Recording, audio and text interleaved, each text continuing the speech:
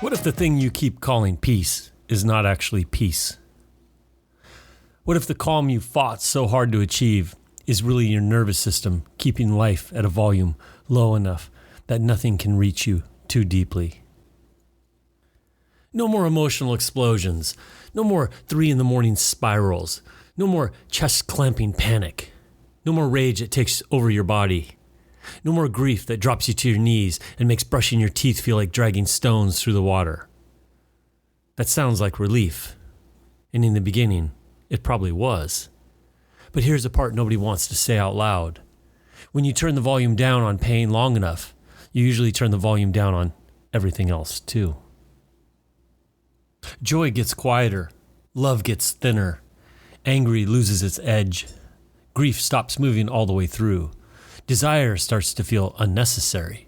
Hope becomes practical, cautious, and small. Life still happens, but it stops entering you the way it used to. You're still there, but you're not fully in it.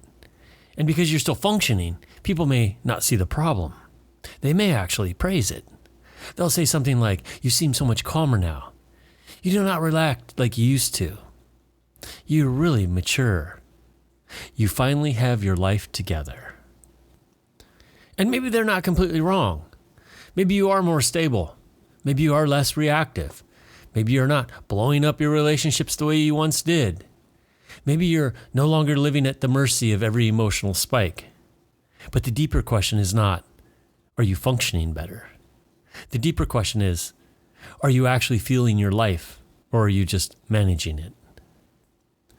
That is where this conversation begins. Not with collapse, not with crisis, not with visible wreckage, with the quiet realization that you are calm, steady, responsible, and productive, but something inside of you has gone flat.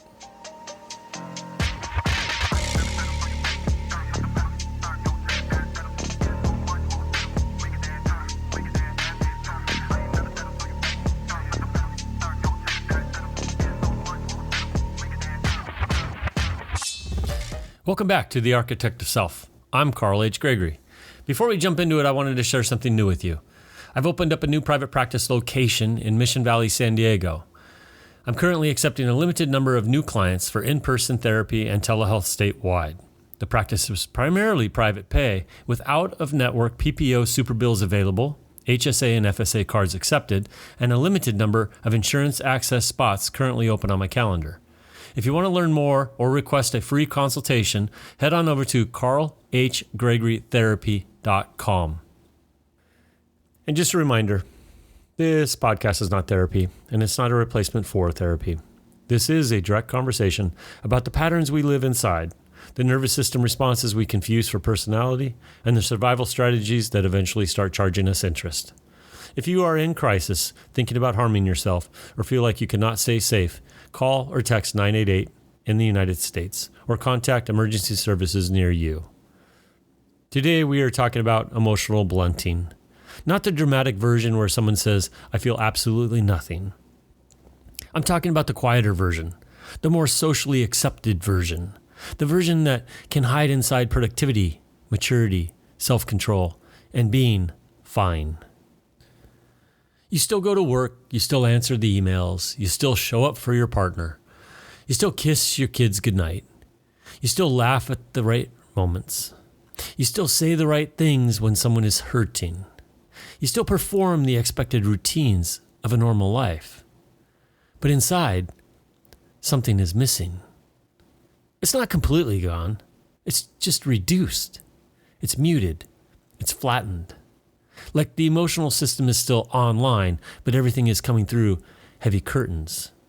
You hear the music, but you don't feel it in your chest. You see the sunset, but it does not stop you. You know the moment matters, but it doesn't leave much behind.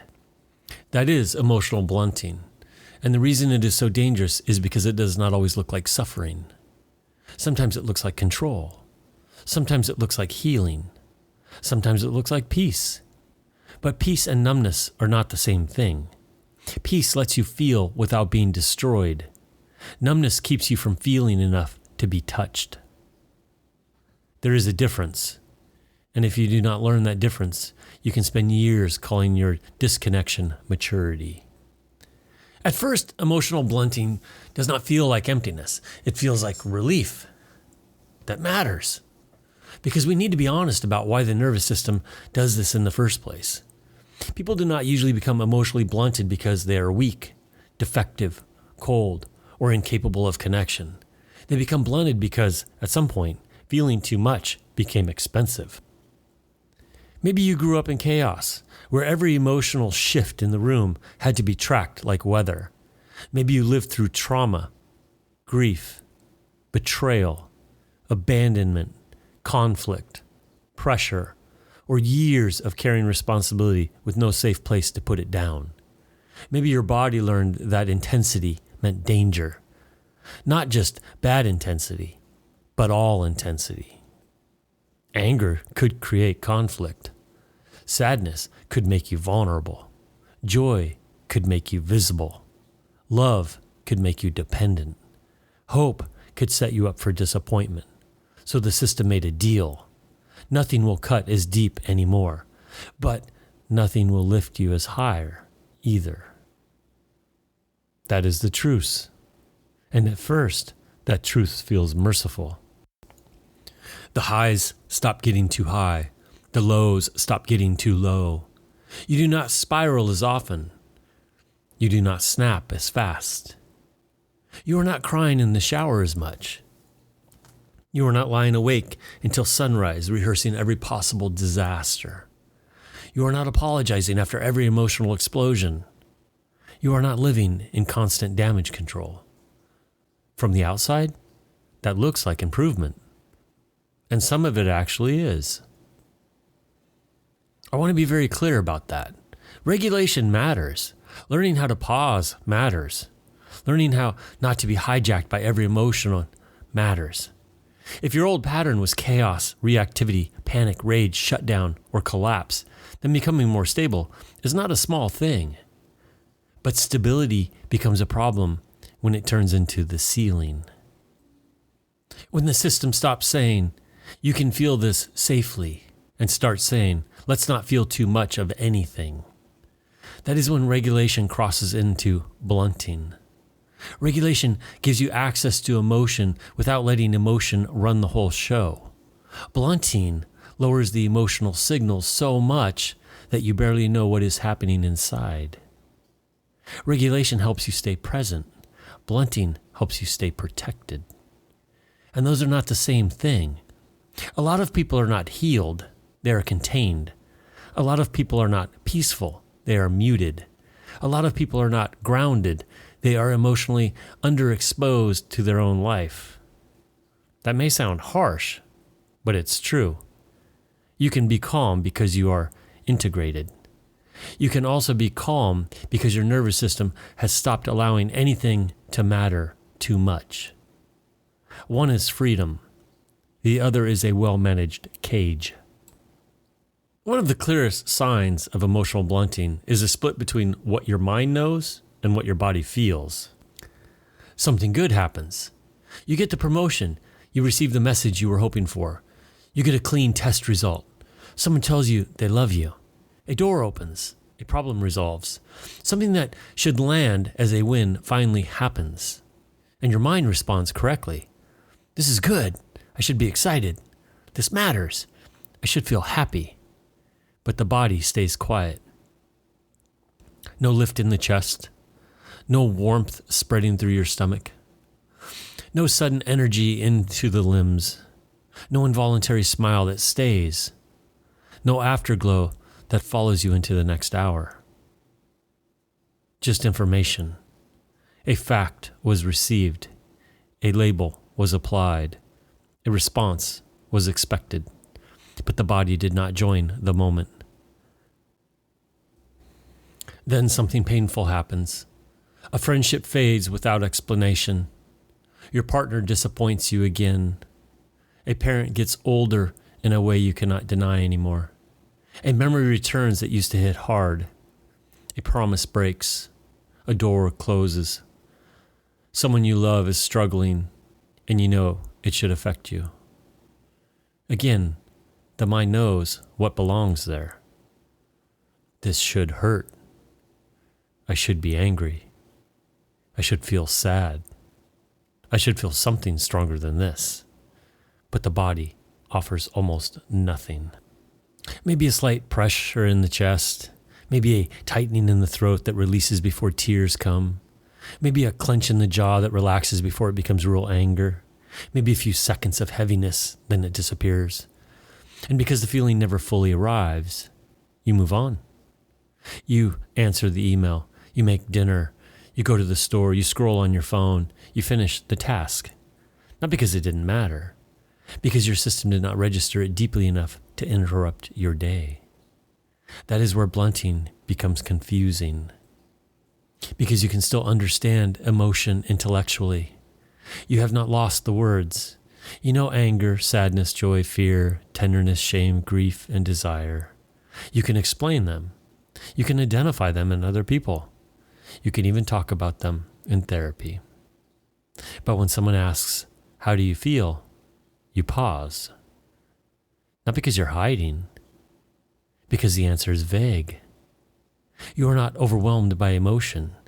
You are under-contacted by it. So you say, "I'm fine. I'm okay. Nothing strong, one way or the other. I guess I feel kind of flat." And that word flat matters. Because flat is not the same thing as empty. Flat means something is there, but it has no depth, no texture, no contrast, no force behind it. The feeling exists, but it does not move you. That is the very different kind of suffering. It is not the suffering of being flooded. It is the suffering of being unable to be fully reached by your own life. This is where emotional blunting gets uncomfortable, because most people who are emotionally blunted do not walk around looking dead inside. They look normal. They may even look emotionally intelligent. They laugh at the right time. They soften their voice when someone shares something painful. They say, "I'm sorry, that sounds really hard." They nod at the right rhythm. They hold eye contact. They remember to check in. They send the thoughtful text. They show concern. They perform care well. And I use the word perform carefully. I do not mean fake. I do not mean manipulative. I don't mean dishonest. I mean performed. As in, the body has learned the choreograph of emotion, even when the deeper felt experience is not fully online. Your face knows what to do. Your voice knows where to land. Your posture knows how to signal safety. Your words know the script. You know how to look present. But inside, you are detached from the moment. A friend tells you something heavy. Divorce papers, a parent's diagnosis, a sudden layoff, a child struggling, a marriage falling apart, and you respond appropriately. Your brows furrow, your mouth softens, your voice lowers, you say the right thing. "I'm so sorry. That sounds awful. I'm here for you." And on some level, you mean it. You do want them to be okay. You do care in principle. You're not trying to disarm them or dismiss them. But your body does not carry the weight of what they just said. There is no ache in your chest. There's no instinctive reach, no throat tightening, no warmth, no grief in the room that meets their grief. You care, but you do not feel carried into the moment. And then you leave the conversation feeling strange. Not guilty exactly, not cruel, just detached. Like you watched yourself deliver the right lines from the third row in the theater. That is one of the loneliest parts of emotional blunting, because nobody knows. The other person thinks they reached you. They think you were there for them. They may even feel comforted, but you know the truth. You know you were appropriate, but not fully present. You know you responded, but did not feel moved. You know the mask worked. And the problem is, when the mask works long enough, you can start confusing social accuracy with emotional connection. You can become very good at signaling what you no longer fully feel. That's not because you are bad. It's because a system learned that signals are safer than surrender. The signal keeps the relationship functioning. Surrender might let the other person's pain enter you. Surrender might change your breathing, might make your eyes fill, might make you vulnerable. And the nervous system has already decided that too much vulnerability costs too much. So it keeps the script and blocks the impact. That may preserve stability, but it also keeps intimacy at the surface. Emotional blunting does not only affect how you feel alone, it reshapes how you love. Not always through conflict, not always through betrayal, not always through obvious emotional neglect. Sometimes it happens through the slow replacement of reticence with reliability. You still do the things. You send the good morning text, you ask about the day, you remember the appointment, you pick up the favorite snack, you plan the date night, you say I love you, you kiss goodbye, you sit on the couch together, you handle the logistics, you maintain the structure. And structure matters. Relationships need consistency. They need reliability. They need the daily ordinary acts that say, I am here. But structure is not the same as contact. A relationship can be well maintained and still emotionally undernourished. That is the part people avoid because it sounds ungrateful. You look at your relationship and say, nothing is really wrong.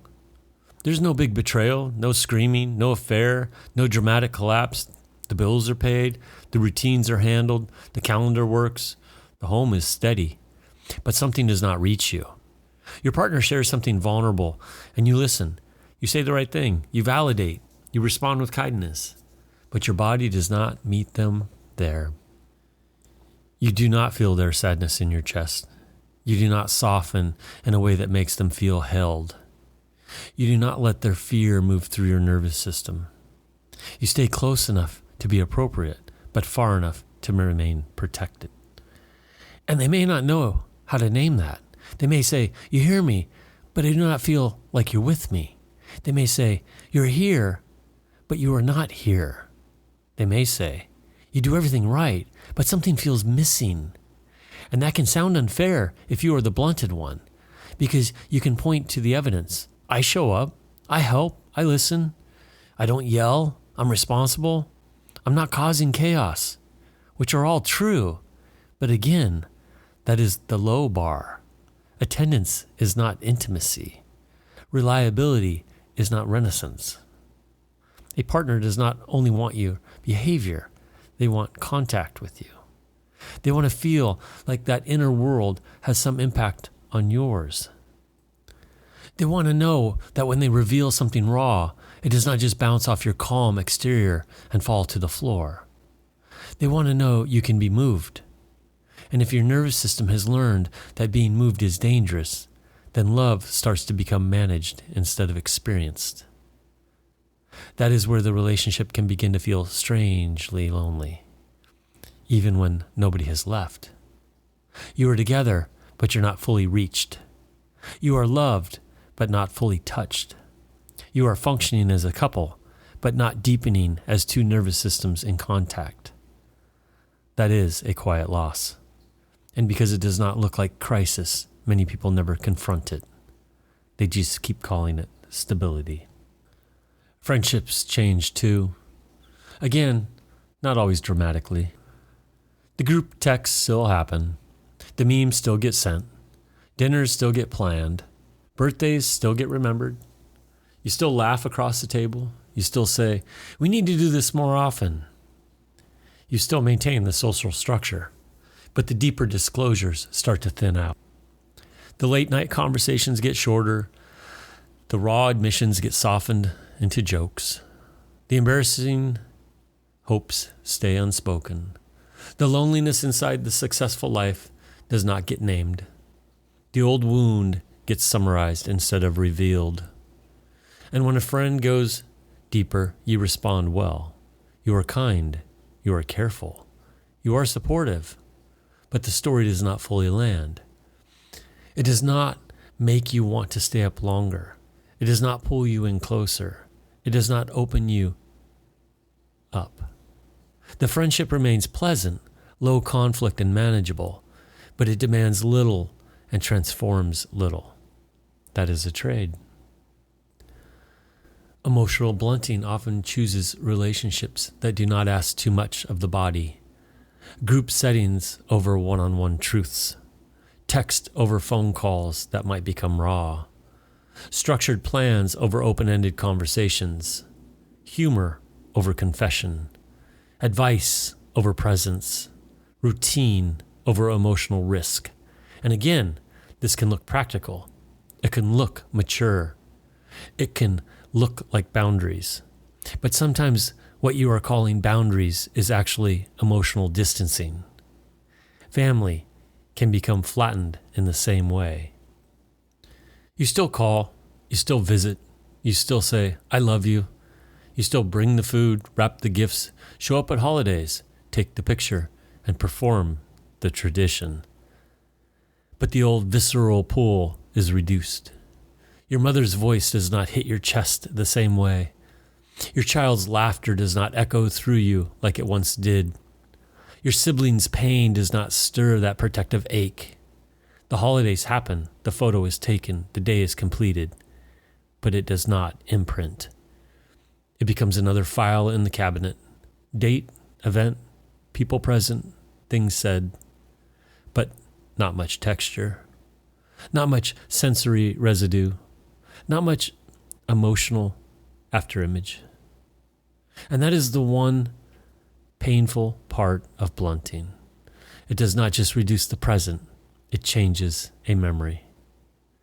Without emotional intensity, days lose their landmarks. Yesterday feels like last week. Last month feels like last year. Years start to feel like one long season with different dates on the calendar. You remember what happened, but not how it lived in you. You can tell the story, but you cannot re-enter the moment. The body no longer carries the soundtrack. And when your memories lose their emotional body, your life starts to feel less like something you lived and more like something you documented. That is not aliveness. That is just record keeping. A lot of people think emotional numbness only affects sadness. It does not. It affects the entire spectrum. And one of the most dangerous emotions to lose access to is anger. Not rage, not aggression, not uncontrolled explosions, but anger. Clean anger. Clarifying anger. The kind of anger that says something is wrong here. The kind that tells you a boundary has been crossed. The kind that gives you heat to your spine and a direction to your voice. The kind that says, no, this needs to change. When emotional blunting dulls anger, you do not necessarily become peaceful. You become tolerant of things you should not tolerate. That is a hard truth. You explain away disrespect. You absorb unfair workloads. You normalize emotional unavailability. You keep having the same conversation with someone who has no intention of changing. You call your resentment patience. You call your silence maturity. You call your avoidance peace. But the anger does not vanish. It just loses its shape. Instead of becoming a clear boundary, it becomes tension, fatigue, jaw clenching, shallow breathing, irritability, quiet contempt, a low-level disgust you cannot quite name. You are not exploding, but you are storing. And the body still pays for stored anger. This is why some people feel exhausted all the time and do not know why. They say, I'm just tired. Maybe. Or maybe you have been overriding your own boundary signals for years because your anger never gets loud enough to demand action. Maybe your nervous system learned that clear anger creates risk. Risk of conflict, risk of rejection, risk of being seen as difficult, risk of losing control or turning into someone you promised yourself you would never be. So instead of using anger as information, you sedate it.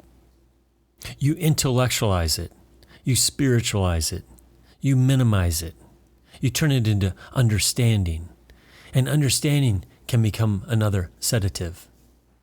I understand why they are like that. I understand they are stressed. I understand they did not mean it that way. I understand it could be worse. Understanding is useful, but understanding without boundaries becomes self-abandonment with a better vocabulary. Sometimes anger is not the problem. Sometimes anger is part of you still trying to tell the truth. Grief also gets blunted. And when grief gets blunted, loss never fully moves through your body. You acknowledge the facts. The relationship ended. The job disappeared. The parent declined. The child grew up. The old version of you is gone. The pet died. The friendship faded. The dream did not become what you thought it would be. You know what happened. You may even perform the rituals. You attend the service. You pack the boxes. You say goodbye. You even cry a little. You tell people, I'm okay. You return to work. You resume your routine. But the grief does not complete its arc. It only touches the surface and then stops. A tight throat for a few minutes, heavy limbs for an afternoon, a brief wave of sadness, then the calendar takes over. The world rewards that. People admire you for getting back to normal. They say, you're so strong. You're handling this well. I don't know how you do it. And again, maybe there is strength there. But sometimes what people call strength is actually a body that does not feel safe enough to fall apart. Sometimes your ability to keep going is not proof that you processed the loss. It is proof that your system knows how to keep moving while carrying things unfinished. That unfinished grief does not disappear. It changes its form.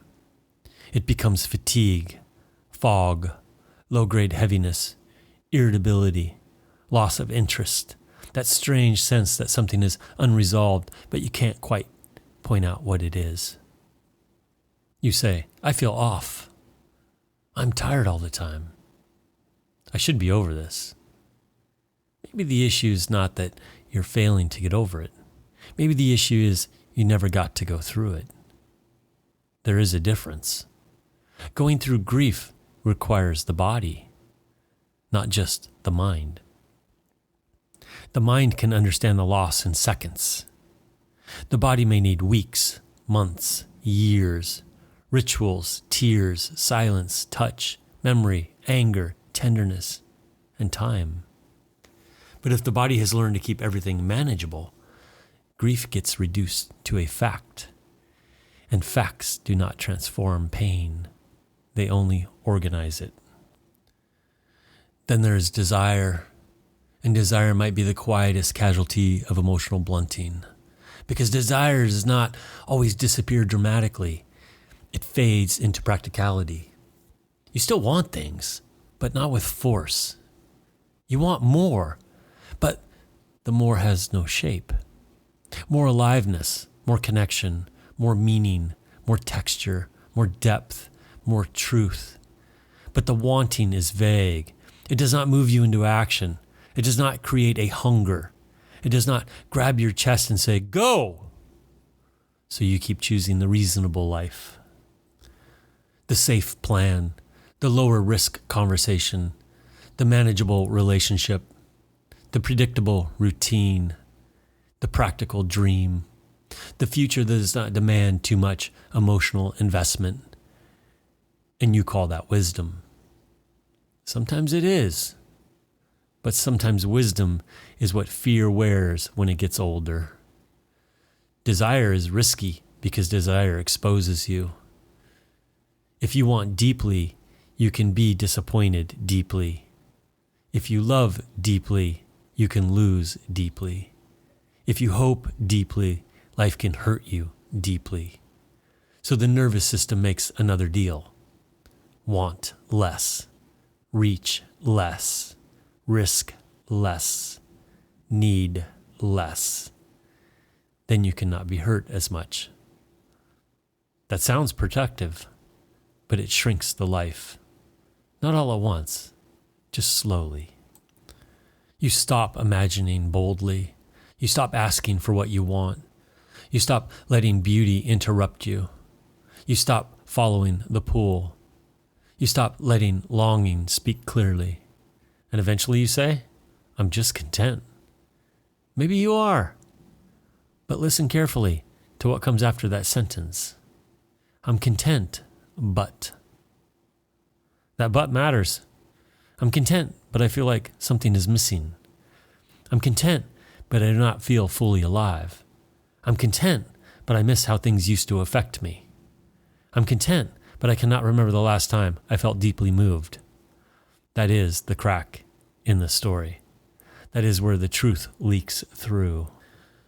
Because contentment without aliveness can become a polished form of resignation. It can look clean. It can sound mature. It can even be socially admired. But inside, it carries a whisper. Is this really all there is? And most people silence that whisper with gratitude. Roof overhead, food in the fridge, people who care, work to do, health enough to function, responsibilities handled. Gratitude is important, but gratitude can also become a lid. You can use gratitude to avoid admitting that something in you is starving. You can be grateful and still under-alive. You can appreciate your life and still want to feel it more deeply. Those two truths can exist together. Emotional blunting lasts because it rarely creates urgency. That is what makes it so hard to confront. It does not always destroy the life. It lets you function. You can pay the bills, raise the kids, stay married, keep friendships, maintain a career, exercise, cook dinner, smile in photos, show up at events, return texts, be described as stable, dependable, calm, and low drama. There's no obvious fire, no dramatic breakdown, no emergency, just a steady reduction in emotional amplitude. And because it does not hurt sharply, you tolerate it. You rationalize it. You say, this is adulthood. You say, life just gets less exciting. You say, I have matured. You say, I do not need all that intensity anymore. You say, I'm just tired. And maybe some of all of that is a little true. But be careful, because numbness loves reasonable explanations. It hides inside of them. It hides inside maturity. It hides inside busyness. It hides inside being responsible. It hides inside calm, inside self-control. It hides inside, I'm fine. That is why emotional blunting can last for years. Nobody panics because nobody sees the collapse. But collapse is not the only sign of a problem. Sometimes the problem is not that your life is falling apart. Sometimes the problem is that your life is continuing without fully living it. That is a harder thing to name because it sounds dramatic when spoken out loud, especially if your life looks okay. You almost feel guilty for saying it. What right do I have to complain? Other people have it worse. My life is fine. I should be grateful. And again, gratitude matters. But gratitude is not the same as presence. And having a life that looks good does not mean you are experiencing it fully. That is the part we need to stop avoiding. Functioning is not the same as living. Surviving is not the same as being alive. And calm is not always peace. So what do you do with this? Not in a simplistic way. Not in a fake motivational way. Not in a just feel your feelings kind of way. Because if it were that simple, you would have done it already. But you haven't. You do not force a nervous system out of blunting by flooding it. You do not shame it into aliveness. You do not scream it to feel more. That only comes from the original fear that intensity is dangerous. The way back is slower than that. The way back starts with noticing the difference before calm and absence. You begin asking better questions. Not just, am I okay? That question is too vague.